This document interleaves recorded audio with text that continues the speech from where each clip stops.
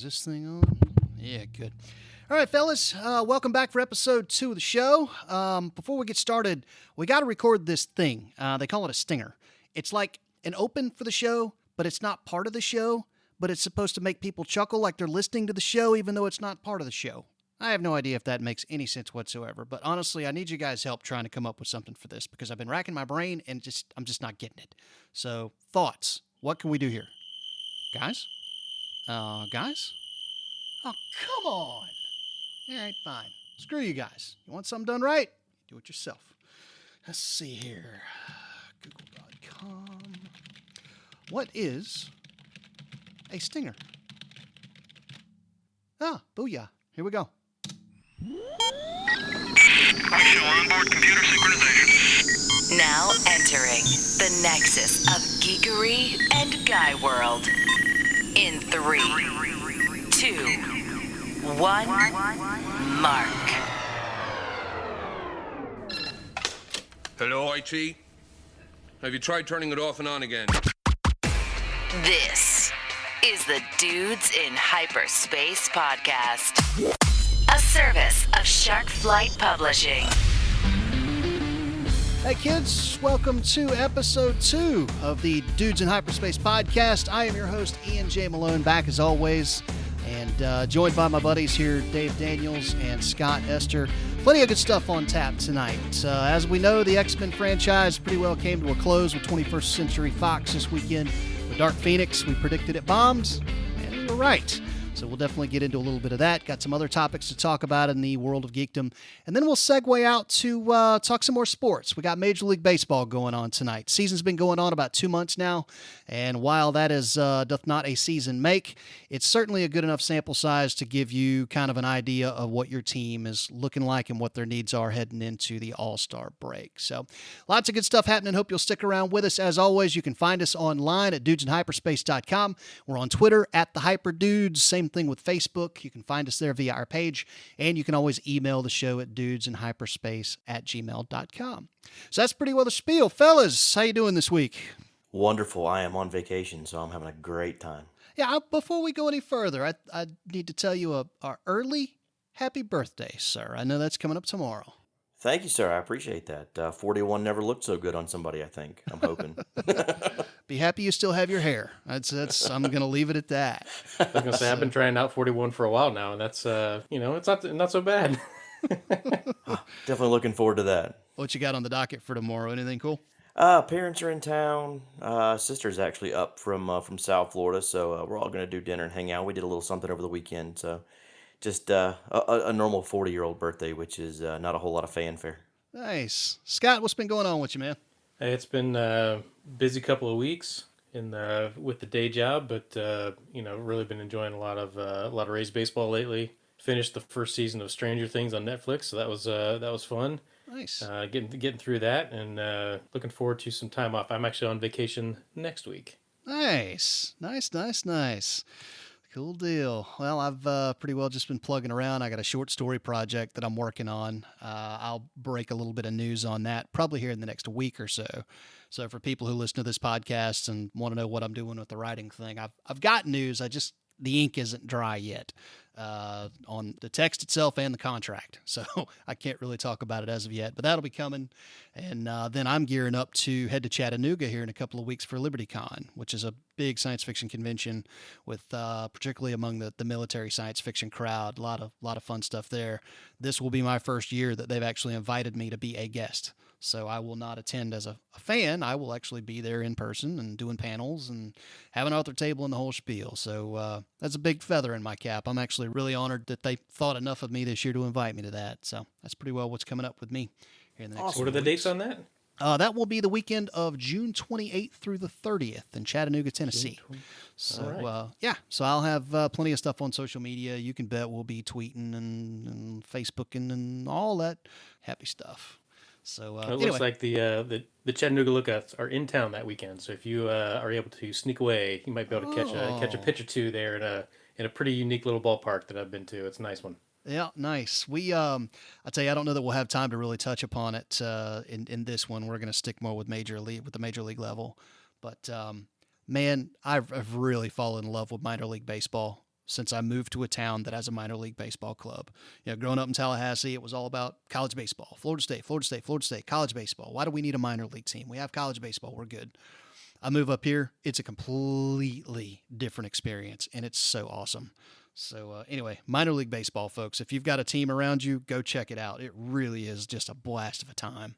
On a small note there for Scott, and I actually looked into this. Giancarlo Stanton is actually doing some rehab starts the next couple of days in Tampa, I think with the Tarpons. So I've actually thought about making the drive to go down and see if I can get into that just so I can watch him play. I did watch him at the National Stadium his first year when he was playing with the Yankees, but it got rained out, so I didn't get a chance to see a whole lot of him. But it'd be great to see him in that kind of a setting where you actually have a little more access. Yeah, well, let me know if you're making the trip down. We'll catch up and hopefully grab a beer. Absolutely. And now I'm envious that I'm in North Carolina, but I will be in a minor league park.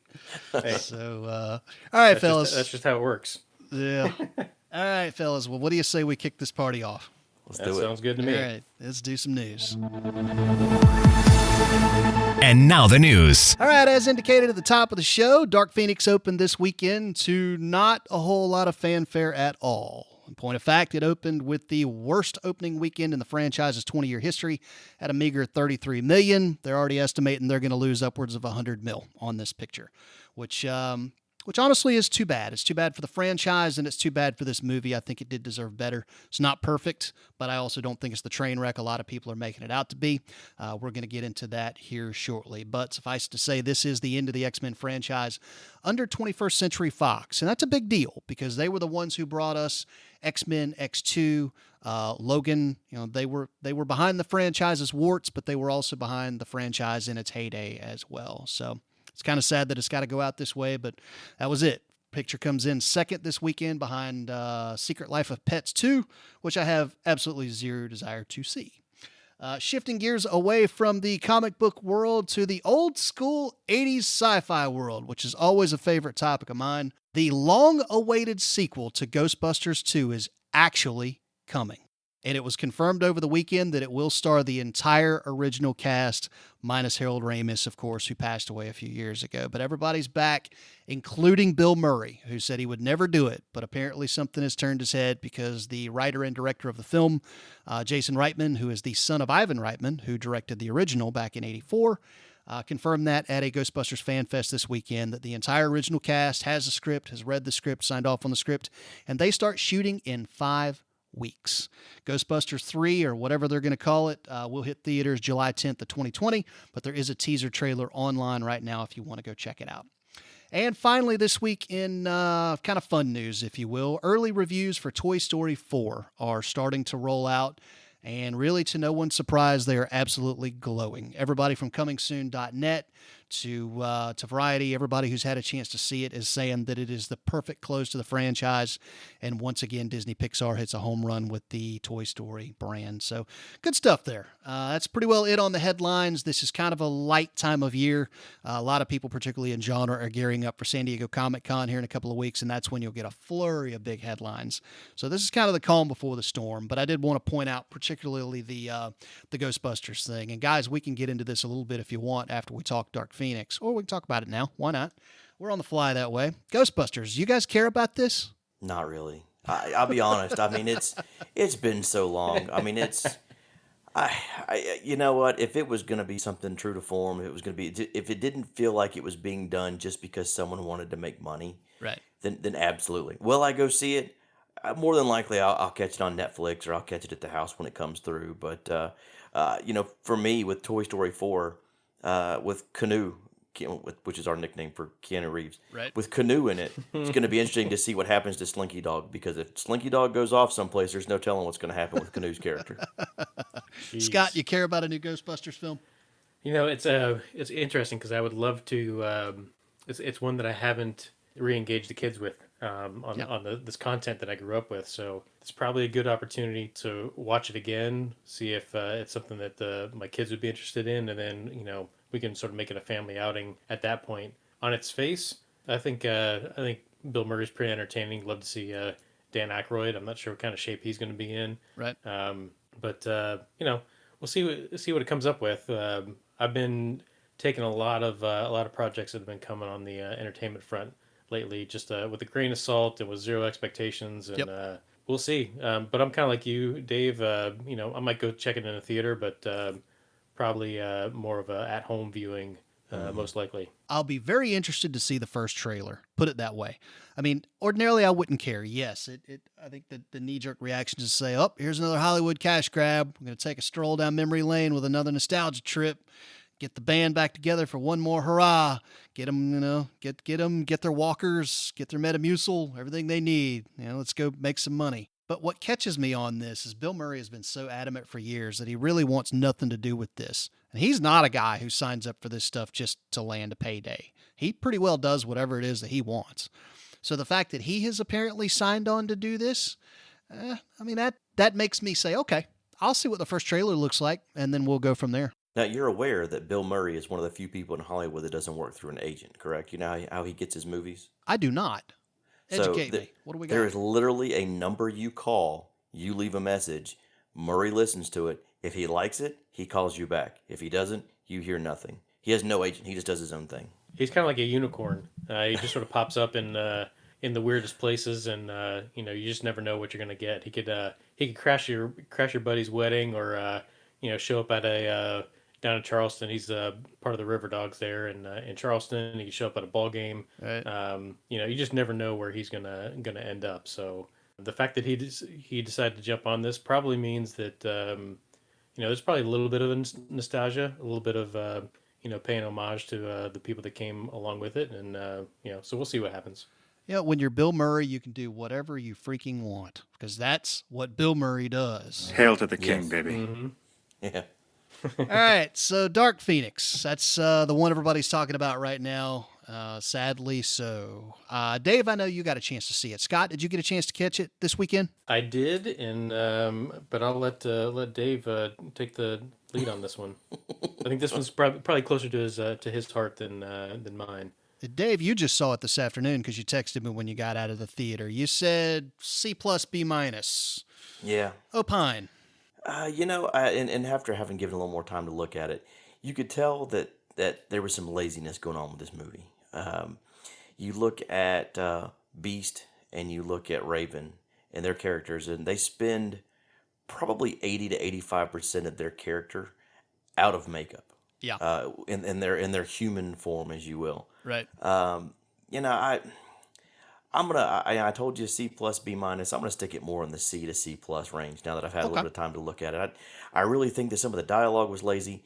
I will say that for me, watching that, Magneto was just the guy that plays that, and the whole deal was just amazing. Watching the stuff that he was able to do and the things that he did when it's not a geriatric Magneto. Yep. Man, that was something else to watch. Yeah, the reason to watch the newer X-Men films is without a doubt McAvoy and Fassbender. James McAvoy being a young Charles Xavier and Michael Fassbender being a young Magneto. Those guys were absolutely they were showstoppers. I stand by you don't have an X-Men film if you don't have Wolverine. Sorry, that's just kind of my take on it. If Wolverine is not in your X-Men film, it's missing something. And at least you got a cameo out of him in a couple of of the other films. But but these last two, not at all. And I felt like you really missed that. I said this on Facebook to somebody who asked me about it, and I stand by this now, having I guess 3 days out from having seen it. This is the movie that should have been X-Men 3. Had you told this story with the original cast, Wolverine included, I think this actually does quite well. I don't think it's a perfect film, but I think it gets a much better reception if this is X-Men 3 instead of the train wreck you got with Last Stand. And I say that because I didn't think the story was that bad. I thought it had some slow points in places, but it was slow because you have no history with these characters. Right? I don't know Sophie Turner as Jean Grey. She's been a one-off bit part the couple of times that I have seen her so far in that role. So, obviously we're not giving anything away by saying that she is the centerpiece of the film. She goes through a whole lot of trial, and everybody goes through a whole lot of trial with her in this story. That doesn't carry any weight with me. I have no history with you. And we talked about this when we were kind of comparing Justice League versus Avengers and where Marvel has gone so right and DC went so wrong. the big argument with Justice League was we didn't have any history, or Batman v Superman anyway. We didn't have any history with Ben Affleck as Batman. We didn't know him. You didn't know Wonder Woman. You didn't know Ezra Miller as Barry Allen and The Flash. You didn't know Aquaman. You had met all these people for the first time, and yet suddenly you're supposed to care about them when they're thrust into these big, epic circumstances. It's the same thing here. All right, this is not my X-Men team. My X-Men team was Patrick Stewart. It was Kelsey Grammer, who was a great beast. I remember that casting and a friend of ours being like, that's the biggest pile of crap ever. I was like, dude, close your eyes, take away what the guy looks like, and think of his voice. He's Beast. And sure enough, he nailed it. So, he's also Sideshow Bob, so there you go. But, I think had you told this story with the cast that everybody knew and everybody had time with and was invested in, the weight of everything that happens in this movie takes on a whole nother level. I don't want to get into spoilers because it's a brand new film. A lot of folks haven't had a chance to see it if they're even going to see it before Redbox. We'll say, everybody has alluded to there's a little bit of a body count in this. I really didn't care about any of that. The body count in Avengers, the one in the climax particularly, really hit hard because you had 10 years of story to set that up. I could care less about anybody who died in this film. I didn't care. I actually kind of rolled my eyes as my wife snickered in the chair beside me. That was kind of how that went over.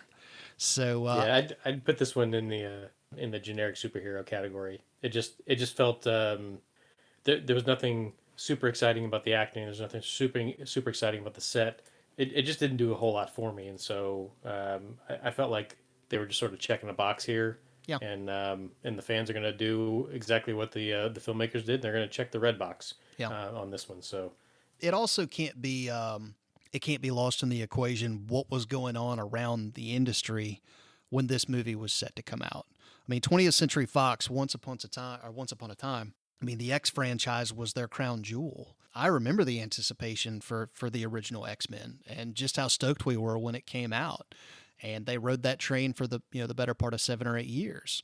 Hugh Jackman, his career was made off of the X-Men franchise. All of that happened with 21st Century Fox.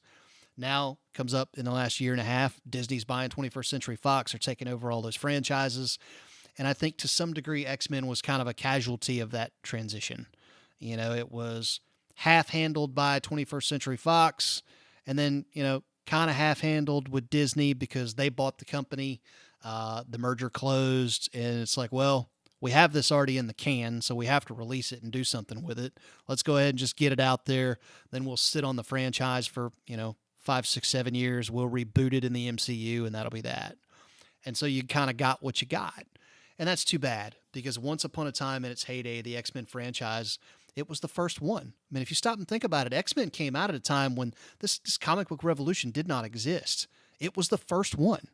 Then I want to say the year after that, you got the first Spider-Man with Tobey Maguire. So, X-Men was really, when you get down to it, kind of the one that pioneered this right around the year 2000. I was going to say it also spawned one of the great lines in Deadpool. The McAvoy or Stewart, these timelines are confusing. Yeah, well, you need. I'd forgotten about that one. Yeah, you need look no further than the X-Men timeline to see just how much Fox screwed to pooch by the time they were done with it. They had made a mess of it. I have no illusions. But go back and watch Days of Future Past if you get a chance. If you haven't seen that one was very much worth watching. So, all right. So you're going to give it the C, Dave. Scott, I'm presuming you're going to go C as well. Yeah, pretty much. C, maybe C plus. But I can't do much more than that. All right, I'm going to be the optimist here, and I'm going to give it a token B minus. And that's because for a long time I have loved the franchise. And also because, and I would tell this to anybody who's on the fence about whether or not they want to see this movie, and Dave alluded to this earlier, McAvoy and Fassbender are the reason why you watch this film. They're great. Anytime those two actors are on scene together, just sit back and watch and enjoy it. McAvoy is a great young Charles Xavier. The Jean Grey story, this is all, comic, so you're not giving anything away with this. Plus, they alluded to it in Last Stand. He kind of manipulated her mind a little bit when she was a kid in order to keep her safe. That's a very old part of this story. And, the fallout from that when she finds out and that sense of betrayal, I'd care less about Sophie Turner and her contribution to that story. But I thought McAvoy really sold that. I mean, he looked like a guy who was completely tortured about the decision that he made, and you bought it. Same thing with Fassbender and his portrayal of Magneto. He blows the doors off of anything Ian McKellen ever did as Magneto. I know it's a different character at a different point in life and whatever, but I was never as engaged in Magneto as a character with McKellen as I am with Fassbender. Fassbender's absolutely incredible. As a matter of fact, I'd say he's probably the best thing about this franchise in this incarnation with the younger cast. So, all right, closing thoughts on Dark Phoenix. Anybody else got anything you want to put out on that? Parting shots, as it were? I think that's pretty much it. I think there was some lazy writing. That was the very end. Right. When you got to the big part of it, there was a line there that I think everyone in the theater probably had a nice groan about. Right. So, yeah, I think they were like, all right, we got to put this out. You know what? People come watch this because she's on Game of Thrones. Let's just have her do her thing. Yeah. On a sidebar, Jessica Chastain, my wife referred to her as Mama Nelson, i.e. of the 90s pop group, the blonde hair guys, because of the hair. She's like, I'm sorry, I can't take Mama Nelson seriously. That is not a villain. That is not a villain at all. So I'm sorry, Scott. I totally stepped on your take. Go ahead.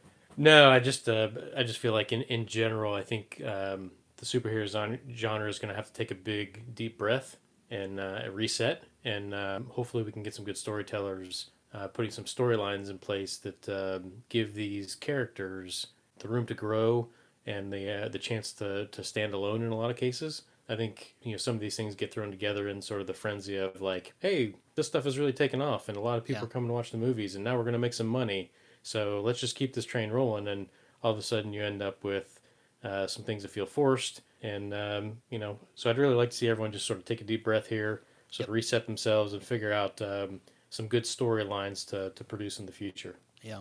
Well, there was some news on that this week. It wasn't major news, but it was just you're starting to and we talked about this actually in episode 1. What's Marvel going to do now that Endgame has come out? What does the next phase, quote unquote, look like for them? And that's starting to come into focus a little bit more with some comments from some of the studio heads and whatnot with properties that they've announced, the films that are coming, and some of the stories that they want to tell with those. They are going to go with, I think, a little bit more of a cosmic flair with some of the new characters they're going to roll out. But I also don't know that you're going to see another 10-year story like what you got with Infinity War and Endgame. The line I heard this week is we're going to focus on mini arcs instead of one big giant arc for everybody. And we're going to kind of keep things simple for a while. And I think that's smart, particularly with regard to the X-Men franchise. I really hope they sit on this for the better part of a decade. I don't need another X-Men movie for quite some time. Give me plenty of time to get the filth out of my mouth from Apocalypse. This one wasn't much better, but I do think it is worth watching. Like I said, I give it a B-. But X-Men definitely needs a break. Definitely. Give it 5, 6, 7 years, reboot it in the MCU, and then come back. But if there was ever a franchise that needs a breather, this is the one. It's Disney. You'll get something in within 3. Touche.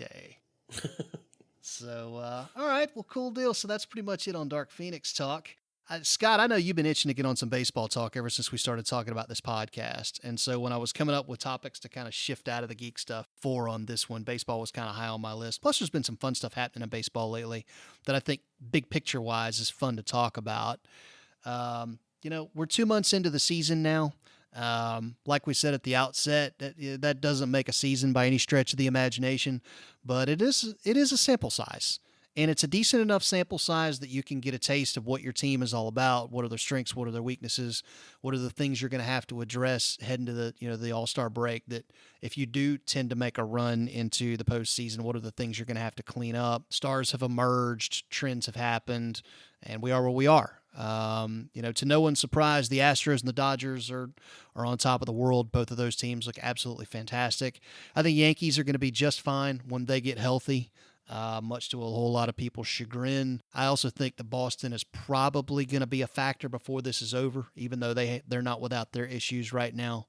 Twinkies are looking pretty solid, and your Rays looking fairly good, man. Doing some things. You're on top of your division right now. I'll say as of this recording, they're tied at the top of the Yankees. Yeah, and third best record in all of the American League. So yeah, this is an exciting time, especially on the baseball front. For the years old adage is that you can't win the pennant in April, but you sure as hell can lose it. Yeah. And so there's a lot of teams that showed us that they're capable of losing the pennant in April. Yeah. So you start to take those folks off the board right away, and you start to focus in on who's going to end up being the buyers and sellers come All-Star break and trading deadline. So, but interestingly enough, this year was a little bit different because there was two free agent players that were still on the board come the deadline and it has to do with draft picks and all kinds of stuff. And we could dive deep into some of that inside baseball, but high level stuff is Dallas Keuchel and Kimbrel were still free agents available this late in the season, which virtually never happens. Right. And it all has to do with draft picks, in future years and things. And so that deadline is passed, and so those two guys got snapped up pretty quick. And you mentioned it earlier about what does a team have to do to solidify their team for a postseason run, and big part of that is picking up reliable pitching.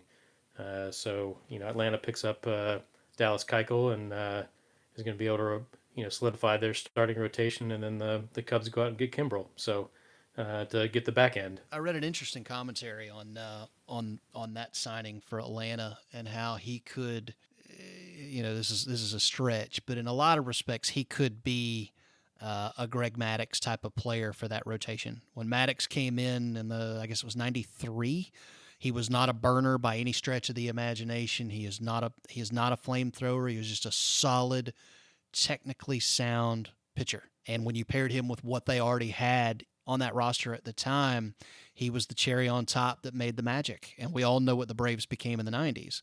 Atlanta has a really, really young staff. A lot of talent there, but it's young.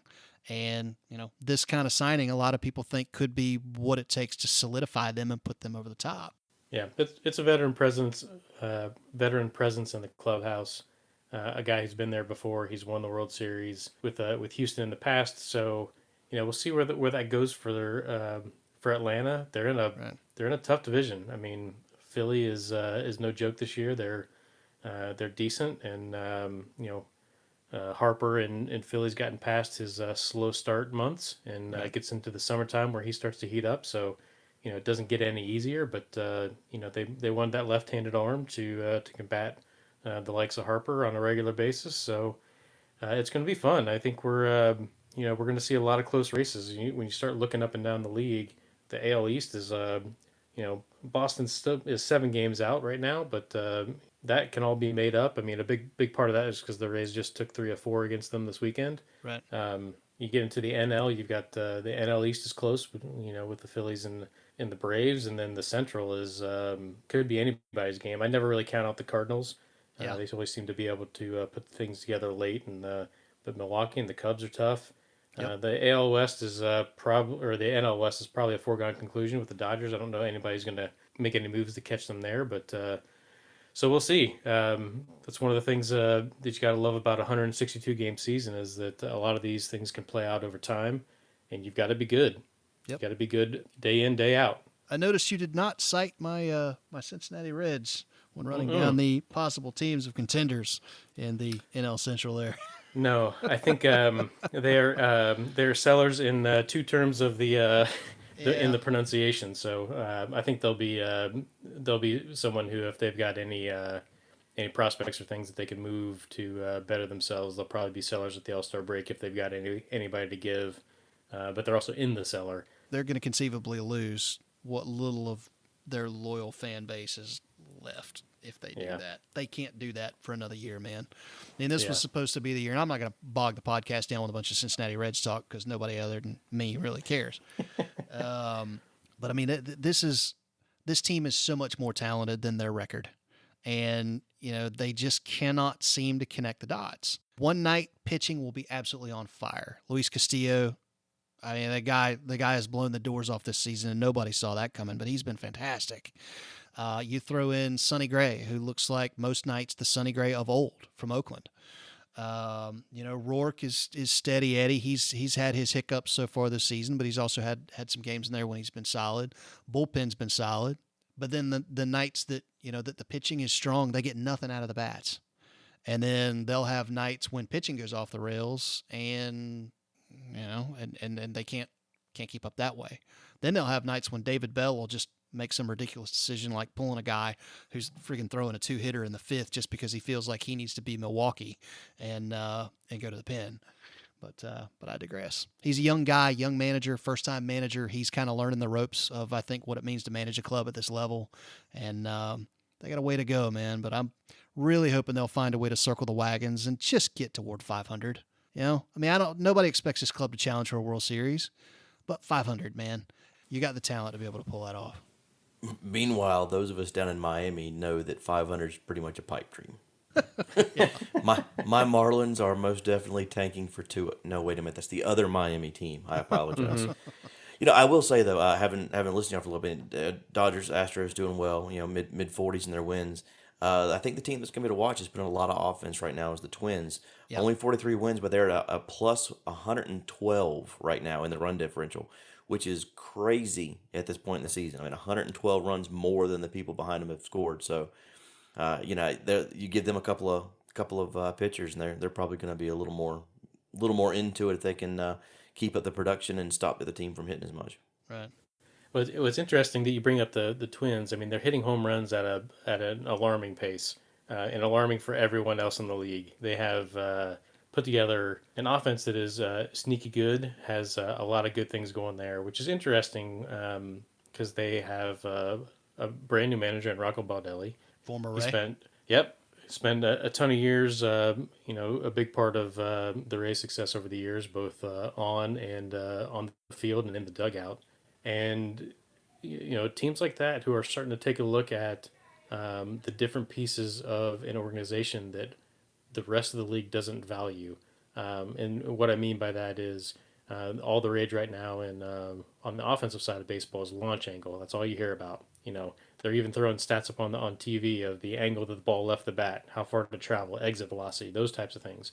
And those are all things that have been valued over the last couple of years. And the Twins and the Rays and a couple of other teams are starting to look at, okay, well, if that's what everyone values, where's the deficit in the baseball market? How do you counteract, the things that are popular across the league on the offensive front? And so you're starting to see, teams like the Rays and even the Twins on the pitching side gobbling up pitchers that then counteract launch angle swings. So guys who can control a high fastball, guys who can throw a 12-6 curveball. Those types of things are starting to become where the alternate market is showing up. So I'm not surprised that the Twins are playing well this year. They've got a really good team. I'm a little disappointed in the rest of the AL Central. Didn't necessarily think that Cleveland was going to struggle as much as they have, but they've had a little bit of an injury bug. But it might be too much for them to overcome. So, especially with the likes of some of these other teams playing well, the wild card spots will get gobbled up pretty quickly, and I think the folks like the White Sox and the Indians might be left out in the cold. Right. You talked about the Rays and what they have been able to do and the role that they're on right now. It seems like we do this every, 4 or 5 years. The Rays serve as the model for what a small market team can be. What is it that they do? And you're the perfect person to chime in on this because you know that organization probably better than most. What is it that they do? What is the secret sauce that allows them to be able to do that? In a day and age when you've got, the Yankees and the Red Sox and everybody spending $250 million on a payroll, to have a club that is sub $100 million by far, to still continue to battle and be up there in the discussion as you start to roll through August. What is it that they do that allows them to pull that off? Well, there's a couple things. One, it starts with a organization-wide philosophy to home grow talent. Right. So from the time that they draft players, rookie ball, single A, advanced A, double A, triple A, there is a philosophy there, and they are developing players from the very beginning. Because they know as a small market team, you're only going to get 6 years out of these guys once they hit the bigs. So what teams like the Rays have done, And the philosophy is if we can amass enough talented players, and they have to be young, but talented players in the minors, and bring them up together and then plop them into the major leagues, we can create a 3 to 4 year window where we're going to be highly competitive, where that 6 years worth of control that the team has and somewhat guaranteed free agent money, because the last 3 years of those 6 years of control are arbitration eligible years, so they can, the players start to get market value at that point. But if they can create a window where 3 to 4 years they can compete at a high level with controllable salaries and talent, that's what they're looking for. And so when you go back to 2008, they had a run from 2008, 2009, 2000, I want to say 10, and then they missed the playoffs in 11 and 12 and came back in 13. You see them, trying to figure out, okay, we'll take a couple down years to create those windows of opportunity where we've got control over a lot of young talent. So that's really the basis of a small market team trying to compete against guys who can go out and spend like the Yankees or the Dodgers or the Cubs or Right. what have you. All right. Well, something else has kind of been in the news a bit this year, and hey, my Reds actually contribute to something on this one. The whole stand and stare thing. That was in the news again last night or yesterday. Madison Bumgarner gets smoked by Max Muncy, and my man trots off the plate. I think Bumgarner was a little off his rocker, frankly, to get pissed about that. It's not like he pulled a Derek Dietrich and just stood there and stared him down from home plate before he started heading for first. But that does seem to be this has been discussed on a couple of occasions already this year, and Major League Baseball is kind of pushing this mantra, if you will, of let the kids play. And this is clearly an effort to go after the younger fan base, the younger demographic of viewers. Every sport is doing it in some way or another, trying to crack that millennial nut, man. How do you turn those kids into fans for your next generation? This is Major League Baseball. We're going to step back. We're going to let some of this kind of play out. It's pissing off a lot of purists too. A whole bunch of people like Frank Frangie, who's been doing sports commentary down in Jacksonville for years. I was listening to him earlier today, and he's furious about this. So he's a Pirates guy, and when Dietrich pulled his shenanigans, that's who was on the other end of that. And he had a whole monologue about that. He says, listen, there's a lot of stuff you can do, all right? But basically, stand and stare on a pitcher is the greatest of insults. I mean, it's essentially like if you're a wide receiver who just smokes a defensive back, rather than spiking the ball or spinning it in the end zone or bowling or dancing with your buddies, you turn around and just shove the ball in the face of the DB you just burned. It's like the ultimate insult.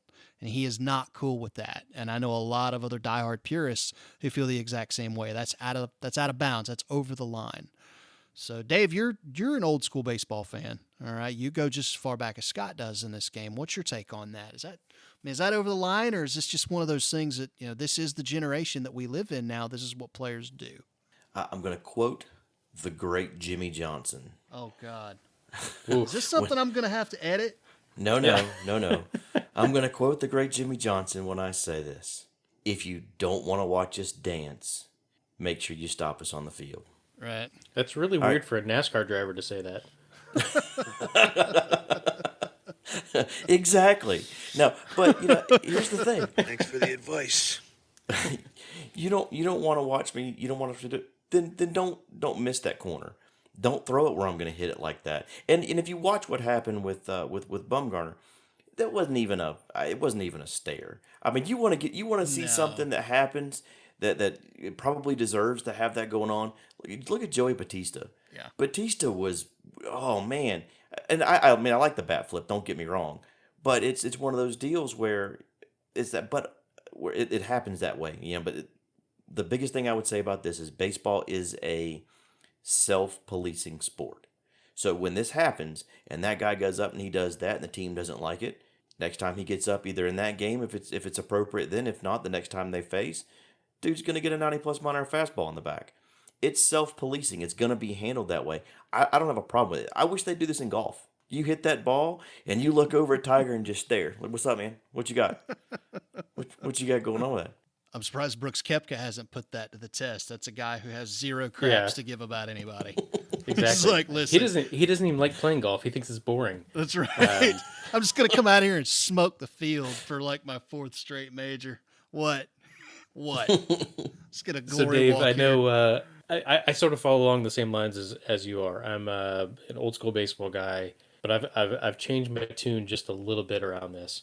I grew up playing the game, and I played with guys who were way better than me, guys that went on to play college ball, guys who got drafted, even guys that spent time in the major leagues. And so I was always taught that you didn't have to tell anybody you were good if you were good. Your play, would speak for itself. You hit a home run, you run around the bases, you walk in the dugout, you high five your teammates, but that's just what you did. Yep. Nobody needs to know that you just hit a home run because they just watched you do it. You'd have to tell anybody. If you were getting intentionally walked because they didn't want to pitch to you, well then, there's a reason for that. You're good. You don't have to brag about it or do whatever. But over the years, you're starting to see batters, doing the bat flips. And, when Puig came up, and I'll use him as an example, everyone thought, oh my God, he's going to be thrown at every time because he's just, has a flair for the dramatic at the plate. Even in the field, he eggs runners on, out there from right field to take an extra base and, test his arm. But traditionally, the batters have had no recourse. So, I can celebrate. I hit a home run and I celebrate. I'm going to take one in the ribs. I get that. Or one of my teammates is going to take one in the ribs. Hopefully they don't go headhunting. Hopefully it's in the ribs or whatever. And that was sort of accepted. But you've started to see over the years that the pitchers have been celebrating more and more for getting big outs. Okay, well, where's the recourse there? Right. Now, in the National League, they do have to come to the plate. And so there's a chance to actually throw at them at that point. But in the American League, not so much. Pitcher starts celebrating, smacking his glove, doing this kind of stuff. And you saw this a little bit with Chris Archer in Tampa Bay, exuberant on the mound, jumping over the foul line, doing this kind of stuff. And he's continued that in Cincinnati. And he was a big critic of Dietrich up there. Didn't like it at all.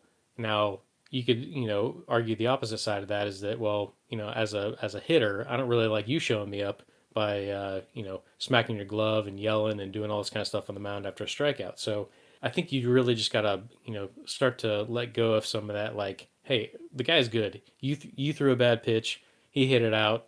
He's gonna admire it for a little bit, especially ones that land in the ocean. You gotta get a little bit of respect for the guys that absolutely crush the ball. So I will say that about Bumgarner, man. That was a guy that, seriously, dude, you need to not be butt hurt so easy.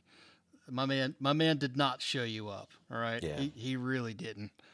now, specifically with Bumgarner, if you go back a couple years ago and you see that he had a stare down with Joe West, umpire behind the plate. So that I totally got. I loved it. I thought it was fantastic. If the umpire's calling a bad game, the pitcher knows it, and he's got every right to be upset about it. Now, this instance here with Muncy, not so much. Right. Well, and it's Joe West who's just is famous for having a changing strike zone from inning to inning at times and being just a pain about it pretty much every time. It's like it's a my way or the highway umpire that how dare you question who I am kind of a thing. There's no fences to hold that cowboy in. All right, fellas. Well, listen, we did the 2-minute drill the last time around, and that was a fun segment, but I'm actually going to table that one for this time around to roll out a little something new. I invited toward the end of our debut show listeners to come at us with questions of their own. And you can do that on Facebook, you can do that on Twitter, or you can do it via email, like I said at the top. And some guys took us up on that. So we got ourselves a couple of dude mail questions. You guys feel like fielding them? Let's do Yeah, it. sounds good. All right, let's do this. You've got mail. All right, so question one comes to us from Jason on Twitter. And again, if you want to catch us on Twitter, it's at the HyperDudes, #DudeMail. And we will get it and take a look. He says, great job on the podcast, guys. Thoroughly enjoyed it. Y'all talked a lot about shows that ended with poor finales. Could you please explain or name a couple of shows that you thought ended well or that you thought viewers were well received with viewers? Thanks. #DudeMail, Jason. I butchered that, Jason. I'm sorry, man. It's been that kind of day. But all right, guys. He'll do better next time, we promise. Dude, man. It's we got to not record on Mondays. I'm just going to leave it at that, man. Mondays, it's been a day. It's all right. Mondays, any other day, the bourbon tastes just as good on Monday as it does any other day, so I'm up for it. Man, tempting. But okay, so yeah, last time around we tackled Game of Thrones, the series finale, all the fallout from that. Shows that ended well. I'm going to take the low-hanging fruit on this one, guys. I'm sorry, but I'm going with Breaking Bad. Of course. I loved the way Breaking Bad ended. I loved everything about it. I was so satisfied with the end of that show. There was nothing more I needed from it. When credits rolled on that one, I was happier than I could have asked. I have it on good authority and smoked a cigarette when that show ended. It's been a few years on that one. Been a few years, happy to say. Well, so Breaking Bad obviously is one of the ones to go through. Probably one of my favorites of all time is The Shield. Okay. You get into The Shield, and you know there's a payoff. There's a couple of seasons there where you're like, oh, all right, this is a little slow. It's a little slow. But the last season of The Shield, when Vic Mackey sits down and he starts spilling his guts to that agent, and you're just like, whew, there it is, boys. It was the classic boogeyman is revealed moment. It was, that was epic. For me, and we might lose some of the younger listeners here, but MASH was one. I grew up watching that with my parents. You know, it came on before the nightly news.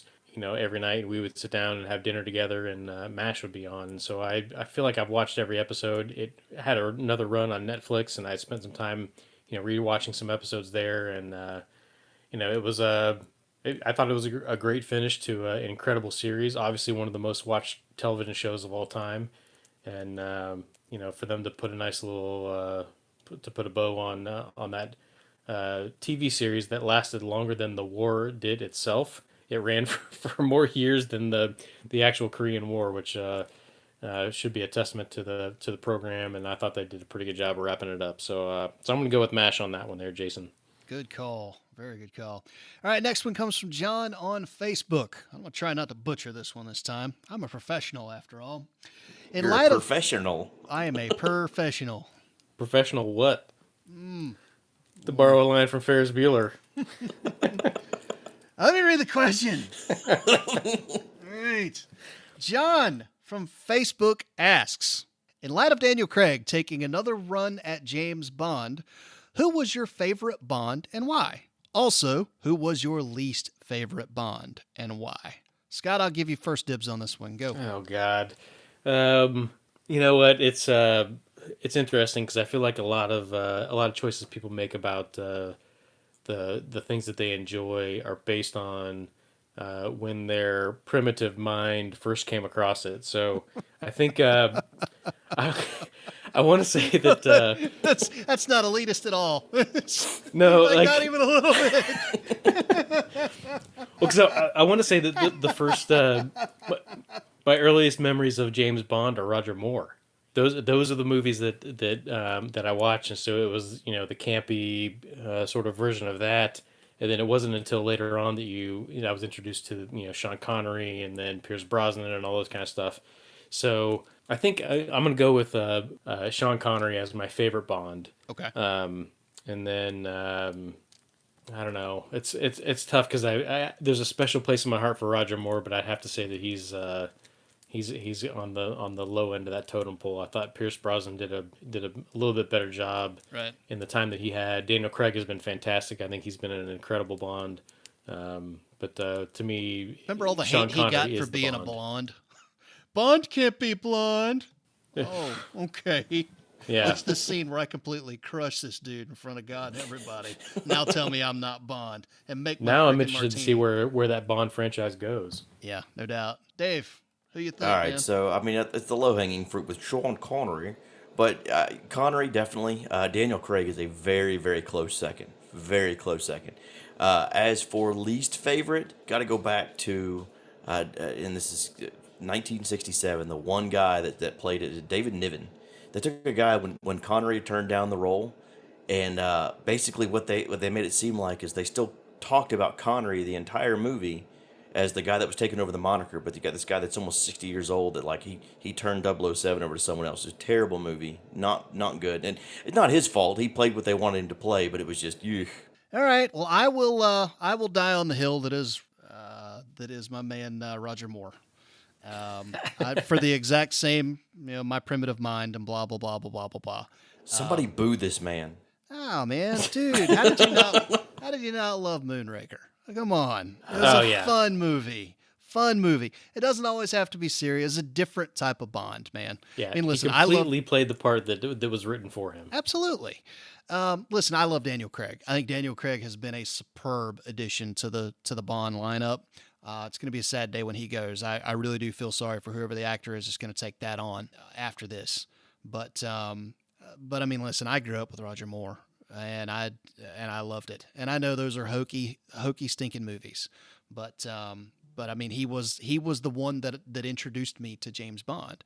And then later on, I went in and watched the Connery flicks, and I know he's the one that made it. But from my generation, Roger Moore was the guy. Least favorite Bond, and I hate to say this because I like the actor, Timothy Dalton. Living Daylights was serviceable. It wasn't the greatest Bond film. It wasn't the worst. Trying to remember, I can't remember the name of the other Bond flick that he did. He only did 2, but it was the one where you had great white sharks in a tank in a warehouse in like Nevada, and they dangle a dude off a string over the great white sharks in the tank in the warehouse in Nevada, for a very dramatic scene, which was just stupid. So I'm gonna give the least favorite to Timothy Dalton. You think people freaked out when they introduced a blonde-haired James Bond? Wait till Idris Elba takes over. Yeah, no doubt. Well, they're saying, I mean, there are people calling for it to be a female. I don't know how that's going to go over, but whatever. But I will say Idris Elba could probably rock it. Oh, absolutely. That dude needs to be the next James Bond. He's a great actor. License to Kill and Living Daylights. Okay. All right. License to Kill. That's the one. The Great White Sharks in Nevada. It's absolutely awesome. All right, fellas. Well, we're clicking in on our 1 hour marker here. Let's go ahead and kick out the white flag. Again, this is the segment where we kind of talk about what's on our radar coming up here in the next couple of weeks, heading into our next episodes. So, white flag. Here we go. White flag. Take it, Dave. There you go. What you got? Definitely looking forward to Spider-Man coming up at the end of or the beginning of July, and Ford versus Ferrari.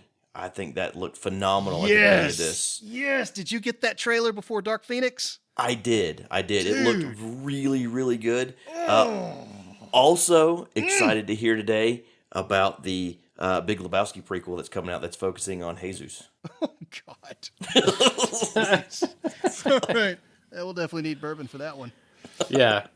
Ford versus Ferrari, I think is on my radar too. I thought that was a phenomenal trailer. Looking forward to seeing where they go with that. I was blown away by it. I think that's going to be awesome. What else is on my radar? It's actually it's a lot of sports right now on the baseball end. I've been catching as many games as I can on TV and focusing in on. I guess we got a Game 7 of the NHL playoffs coming up here as well, so I'll be keying in on that. If it says Game 7, that's really, you don't have to tell me what sport it is. You don't have to tell me what's going on. Just tell me it's Game 7, and I'll probably want to watch it. Yeah, no doubt. All right, well, I'll close this out then. Like I said, I'm looking forward to LibertyCon coming up in Chattanooga here in a couple of weeks. So you guys track me down on social media. I'll be giving you my schedule and all of that coming up here in the next week or two. On the entertainment front, definitely looking forward to Stranger Things Season 3. That's going to be coming out here around 4th of July, so excited about that. Ford versus Ferrari, it's been a long time since I've been sitting in a theater and just completely got blindsided by a trailer that I hadn't seen online. I knew nothing about that film. The trailer ran, Natalie and I looked at each other, and it was like opening weekend. Yep, opening weekend for that one. For folks who don't know what we're talking about, I posted it on Facebook and Twitter. Go track me down at Ian J. Malone on Twitter. You'll see the video right there. It's absolutely fantastic.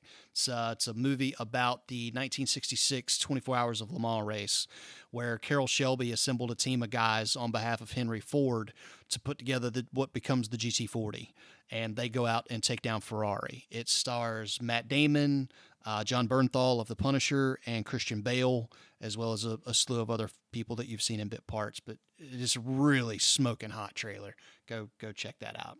So that's what's on my radar. And there's the matter of our Florida State Seminoles going back to Omaha. So if it's 2 last chance. Yep, it is the last chance. Those guys are playing with house money, man. They should have never been there to begin with. They weren't that good of a team, but they got hot at the right time. And they're lighting it up. So good on them. I hope it happens. If it doesn't, I am incredibly proud of that team. Yeah, let's hope that 11 gets his last chance to win his first national title, and it's been a strange ride for them this year, but I tell you what, they are the cardiac kids this year, so we'll see what they can do. They're definitely getting hot at the right time. I mean, that's what baseball is all about, especially college baseball when it comes to Omaha. So see how this one turns out. Yep. All right, fellas, pleasure as always. Thanks to the listeners for checking us out. We really appreciate it. Once more, go find us on Facebook and Twitter. We try and post content up there that we hope you guys will get a kick out of from time to time, whether it's movie trailers, sports stories like the SI piece I posted up about John Smoltz today. Just stuff that we think you guys will like, that we get a kick out of. We try and share that on those platforms.